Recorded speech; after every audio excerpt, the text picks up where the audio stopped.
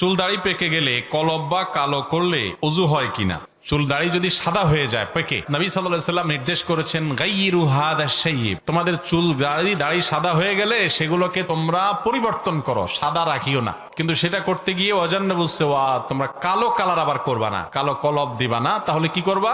মেহেদির কালার করো, অন্য কিছু করো, কিন্তু কালো কালার করা যাবে না। কিন্তু যদি কেউ কালো করে তাহলে তার ওযু হবে না, ব্যাপারটা সেরকম না। কারণ ওযু হবে না তখন যখন চুল বা দাড়ির উপর আলাদা কোনো প্রলেপ পড়বে, আলাদা একটা স্তর পড়বে, অনেক মোটা হয়ে যাবে। চুল দাড়ি পেকে গেলে কলব বা কালো করলে ওযু হয় কিনা? চুল দাড়ি যদি সাদা হয়ে যায় পেকে, নবী সাল্লাল্লাহু আলাইহি ওয়াসাল্লাম নির্দেশ করেছেন গায়্যিরু হাদা শাইয়্যিব, তোমাদের চুল দাড়ি সাদা হয়ে গেলে সেগুলোকে তোমরা পরিবর্তন করো, সাদা রাখিও না। কিন্তু সেটা করতে গিয়ে ওয়াজান্নাবু সাওয়াদ, তোমরা কালো কালার আবার করবা না, কালো কলব দিবা না। তাহলে কি করবা?